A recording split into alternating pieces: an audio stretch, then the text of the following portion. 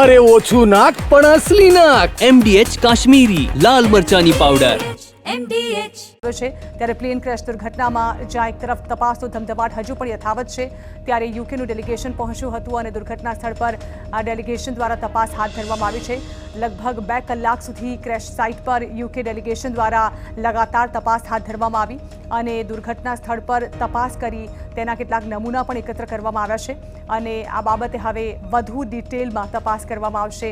બીજી તરફ black box મળી આવ્યા બાદ તેની પણ તપાસ હાથ ધરવામાં આવશે. ત્યારે યુકે ડેલિગેશન પણ દુર્ઘટના સ્થળ પર પહોંચી અને તેઓએ પણ 2 કલાક સુધી આ દુર્ઘટના સ્થળનું નિરીક્ષણ કર્યું અને ક્રેશ સાઇટ પર તપાસ કરી કેટલાક નમૂના ભેગા કર્યા છે અને ત્યારબાદ તેની તપાસ બાદ આ દુર્ઘટનાને લઈને કેટલાક વધુ તથ્યો સામે આવે તેવી શક્યતાઓ છે.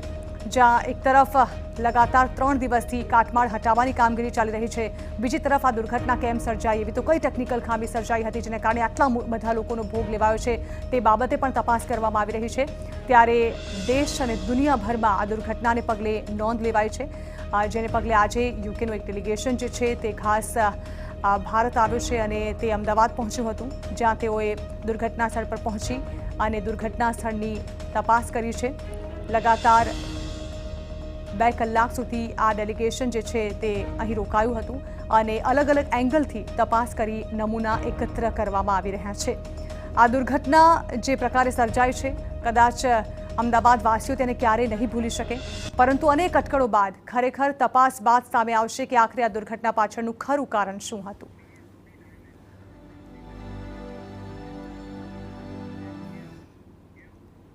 તો દુર્ઘટના સ્થળની તપાસ કરવામાં આવી છે. લગાતાર 2 કલાક સુધી યુકેના ડેલિગેશન દ્વારા સ્થળ તપાસ કરવામાં આવી, કેટલાક નમૂના પણ એકત્ર કરવામાં આવ્યા છે. ત્યારે આ અંગે વધુ વાત કરવા સીધા જ અમારા સંવાદદાતા મિહિર સોની પાસે. મિહિર, જે પ્રકારે આ દુર્ઘટના સર્જાઈ છે, તપાસનો ધમધમાટ ચાલી રહ્યો છે અને આજે યુકેનું ડેલિગેશન પણ દુર્ઘટના સ્થળ પર પહોંચ્યું હતું અને ત્યાં તપાસ હાથ ધરવામાં આવી હતી. જાણવા માંગીશું શું થયું ત્યારે.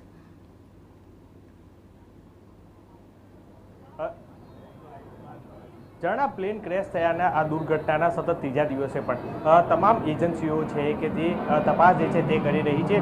સ્પેશિયલ યુકેની જે ડેલિગેશન છે તે આવ્યું અને તે પણ લગભગ 2 કલાક સુધી તેને તમામ જે આ દુર્ઘટના સ્થળ છે કે ત્યાં આગળ જે તપાસ જે છે તે કરી હતી અને આખું સર્ચ કરી અને તમામ સેમ્પલો છે તે પણ લીધા હતા.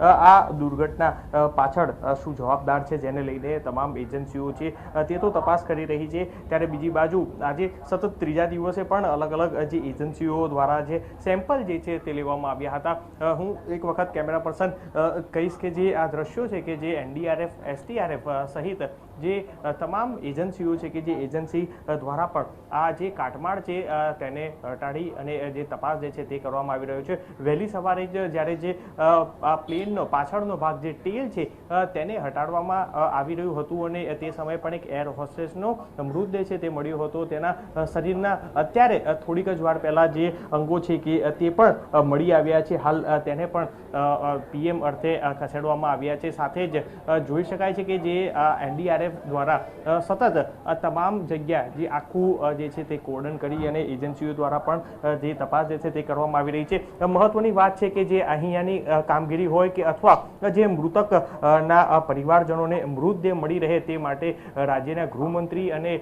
આરોગ્ય મંત્રી ઋષિકેશ પટેલ દ્વારા જે તમામ ઘટનાને લઈને ધ્યાન છે તે સતત રાખવામાં આવી રહ્યું છે કે તરત જ મૃતદેહ છે કે જે પરિવારજનોને મળી રહે. ત્યારે થોડીક જ વારમાં કોંગ્રેસના રાષ્ટ્રીય અધ્યક્ષ મલ્લિકાર્જુન ખડગે પણ જે અમદાવાદ પહોંચ્યા છે અને સીધા જ હવે સિવિલ હોસ્પિટલથી તે અહીં પહોંચશે.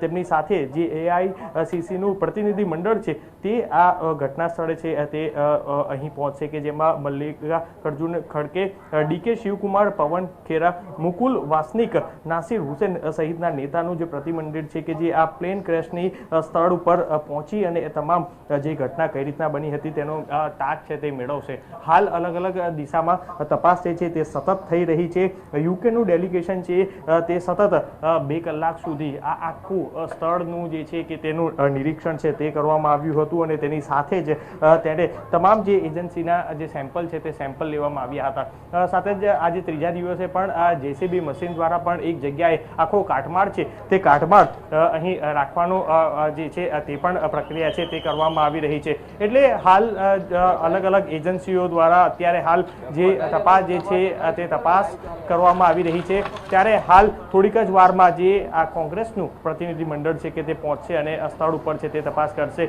મહત્વનું છે કે આજે પણ તમામ જે એજન્સીઓ છે કે એવિએશન વિભાગની તે તમામ એજન્સીઓ દ્વારા પણ જે આજે અહીં સેમ્પલ લઈ અને જે નિરીક્ષણ છે તે કરાઈ રહ્યું હતું. બિલકુલ મિહિર, આભાર. તો ગતિવિધિઓ ચાલી રહી છે, તપાસનો ધમધમાટ ચાલી રહ્યો છે. બીજી તરફ યુકેનું ડેલિગેશન પણ અહીં છે જે દુર્ઘટના સ્થળ પર તપાસ કરી ચૂકી છે. 2 કલાક લગાતાર આ દુર્ઘટના સ્થળ પર નિરીક્ષણ કરવામાં આવ્યું અને નમૂના લેવામાં આવ્યા છે અને ત્યારબાદ હવે તેને તપાસ અર્થે મોકલવામાં આવશે.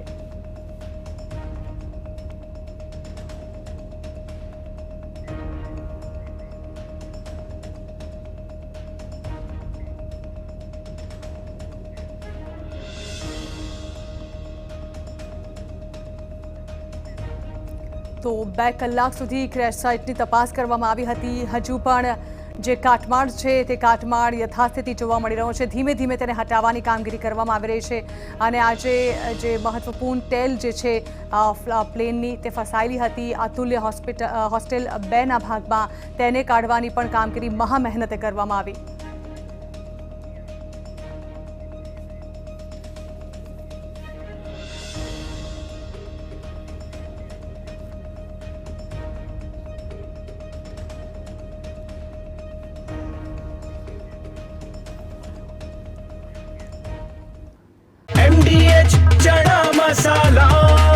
હવે છોલા હોય કે ચોળા, સફેદ ચણા હોય કે કાળા ચણા, બધું મજેદાર બનશે. MDH